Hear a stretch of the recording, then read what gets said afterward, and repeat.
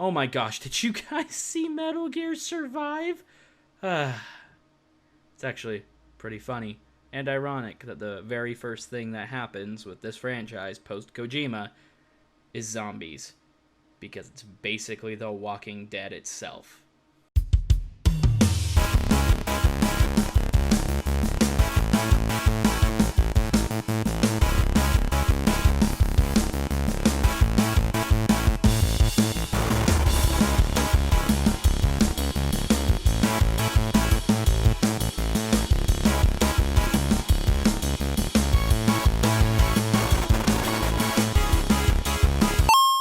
Fan-made games based on existing properties, are not a new thing by any means.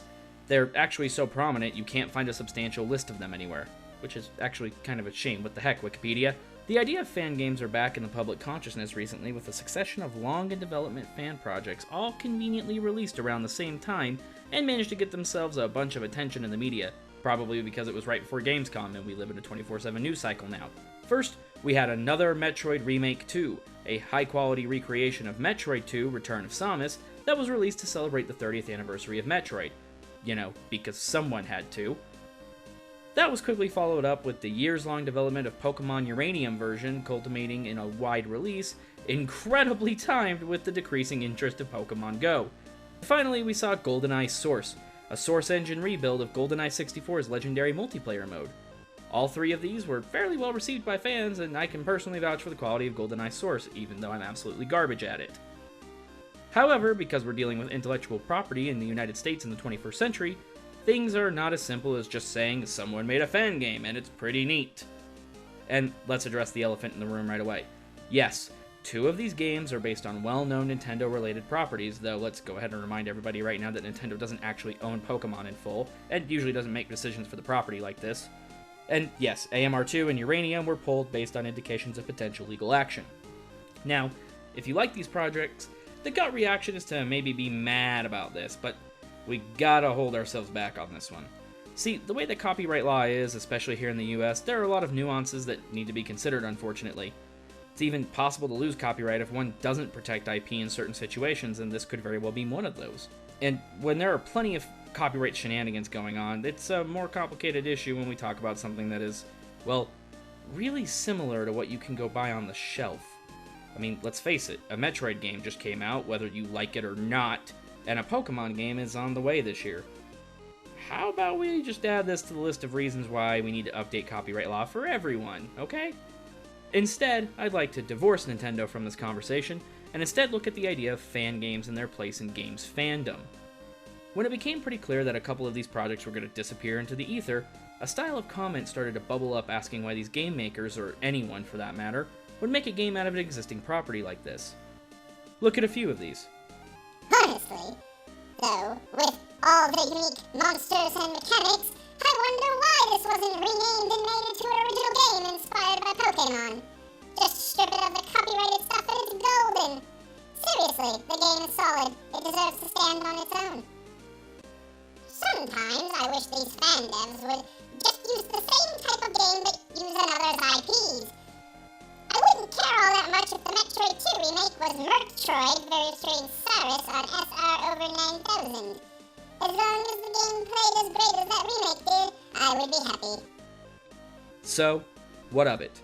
Should fan games lean on referring to existing IP? Would it be just as strong without the existing fan base or familiarity? Well, I'm not sure on that. Would this? Or this? What about this? These are all fan projects in their own ways. Fan art alone is massive in online fandom, and most game publishers have no problem sharing it, except Konami, and will even give credit to the artists. But that's not the same thing, I hear you say, but I would disagree with you. Fan games are intended to be expressions of love and respect for the games that inspired them. You can see that in the recreation of AMR2, or the magic of the music that was remade for GoldenEye Source. Fans can have significant impacts on the properties that they're adapting as well. Think about Street Fighter X Mega Man, a fan game that was completely made by a single fan and ended up being purchased by Capcom and offered to other players for absolutely free. You can still download it right now, actually. It was too good of an idea to pass up for Capcom. The upcoming Sonic Mania is another example. It's actually being developed by modders who were hired by Sega to make official re-releases of the original Sonic games because the unofficial ones they made were too good. I mean, if you're keeping score at home, that means Sega has finally found some people who know how to make a real Sonic game, which is actually pretty neat. That infamous black suit Spider-Man costume? That was actually created by a fan. Marvel bought the idea off of him for a few $100. All of this also reveals a particular reality. People who make fan games can and do use these projects to prepare themselves and practice in game development, and they do some pretty fine work. Heck, most fan games being offered for free are at the very least more functioning than nearly 70% of games that just get uploaded to Steam on the daily. To be honest, I'm pretty dang excited to see what projects await the Uranium team, or what else gets rebuilt by the AMR2 guys. In fact, as I write this script, a group of Halo fans are making their own stinking Halo multiplayer mode for PC so that they can play Halo on the PC. And all of these teams are learning and growing in this craft. You see, in art, this happens all the time. Art is derivative. It's built upon what's come before. That's why copyright law was originally set up to last a few years after an artist's life, so future artists could have the chance to take that which inspires them and remix and adapt and change and evolve into their own forms, and even add to the meaning of that piece. Think about how many times Shakespeare plays have been remade and recast and reproduced and rearranged. That should be the same for all art.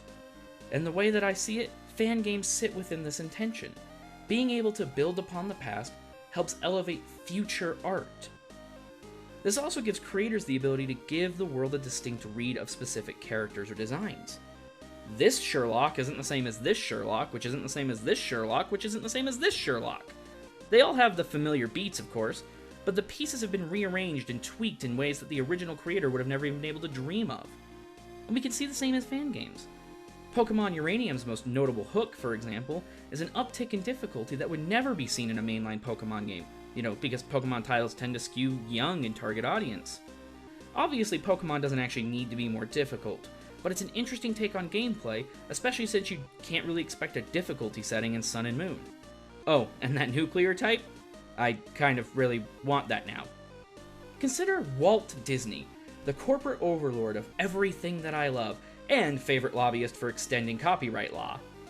It built its entire foundation on creating beautiful animated renditions of classic tales that were pulled out of the public domain. And they still do that today! And what does one make of Toby Fox, the creator of the internet darling Undertale? Fox cut his teeth on a fairly well-known fan game of his own, the Earthbound Halloween Hack, which itself is an unofficial follow-up to the cult classic, one that carries many seeds of what would eventually become Undertale, which itself is heavily influenced by Earthbound and goes so far as to trade on those familiarities to be attractive to players. Which does bring us to the issue of exposure in these games. Personally, I'd make the argument that none of these fan games are actually trying to have millions of downloads and press any more than people posting their fan art on DeviantArt. They want to share it with the world, but the world doesn't need to look back at them per se. But, in the interest of discussion, let's ride that thought train.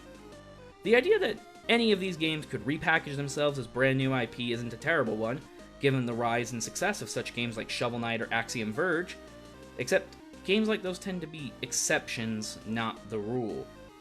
Other nostalgic titles tend to trade on veteran status or get funding from multiple sources. These all tend to be professionals with larger teams too. See, for every nostalgic game that manages to make it, there are hundreds that never get the chance. And those teams tend to look a lot more like the team that put together AMR2 in their spare time. And even if they did create new levels, which would take even more time, come up with a new protagonist and new enemies, and then expanded that reach, would it even matter? Sure, you can be positive and say as long as it's good, but let's be really honest, you just can't say that it would be successful. I mean, why take the chance on another unknown Metroid clone when Axiom Verge already is a thing? And yes, I realize all of this is a moot point, because these creations do indeed toe the line of current copyright law, and that doesn't seem to be changing anytime soon. These creators seem to have noticed this too, as they all have put contingency plans in place. Yet, even if these games get a few hours of oxygen, they do cool things and have impact on those that do get to play them. And even if they can't openly admit it, if I was one of the originators of one of these franchises, I would take a little bit of pride at seeing what my creation was able to inspire in someone else. Or, hey, maybe even get an idea or two. Such as maybe that nuclear type, huh? That being said, all of the above only realistically applies when one keeps in mind that we don't actually own any of these characters or stories. No, I don't mean in a legal sense, I mean in a cultural one. Just as fan projects have seen a larger presence thanks to the widespread use of social media, official creators have been able to interact with audiences on a wider scale. And while I would say the majority of this is good, I also cannot ignore the reality that it has created a certain level of expectation from the audience that can be, let's say, excessive. Here, let me show you. Remember those Sherlocks I showed you a little bit ago? Well, some people want these two to kiss so bad that they've actually taken to accusing one of the show's writers, himself a gay man, of being part of a conspiracy set to actually silence these shippers. Yes, really. These fans have taken their own interpretation to such a level that literally no other option is acceptable anymore. Oh, you probably want a video game example, huh? I'm running out of time on this video, so let's just use Mass Effect 3. There are plenty of fair criticisms about the ending of Mass Effect 3, but the majority of the noise from that comes from a campaign that was called Retake Mass Effect, the very name of which suggests that these fans somehow believe that it belonged more to them that bought it than the people who created it. Whereas as a culture, we own art together. That isn't to say that you have to like every single change made to your favorite characters or stories. Hydra Cap, Organic Web Shooter, Sonic's Legs Are Too Long, literally Konami. And you should feel free to fairly criticize those things. But you also don't just get to take them away from anyone either. Creators that are bad tend to fall by the wayside by the merits of their own work. They don't need your Twitter harassment. You are not entitled, yes, I used the word, to your favorite ship, ending, version, settings, or even designs. There's a fine line between fan and fanatic, and we all need to be careful not to cross it. Don't like Metroid Prime Federation Force? Fine, don't buy it. But don't freaking start some nonsense change.org petition to stop its existence before anybody gets to play the dang thing. By the way, isn't it pretty ironic that this even happened when you consider that back in 2001, the idea of Metroid being a first-person shooter at all was seen as a betrayal of everything that the game stood for? But that's what's so empowering about fan projects. Want Doctor Strange and Bilbo to kiss? Go for it. Think you can write a better Mass Effect ending? Knock yourself out. Want to make a YouTube criticism channel? Get in line. And why shouldn't fan games fall under this as well? It's nothing more than fans using meaningful properties to make something meaningful unto itself. When presented healthily and fair, fan projects, especially fan games, can highlight the best that our communities have to offer. So yeah, I have to get behind these. I think they're pretty great. Seriously though, I'm not going to be on the hook for whatever you download by mistake while looking for these games. So be careful.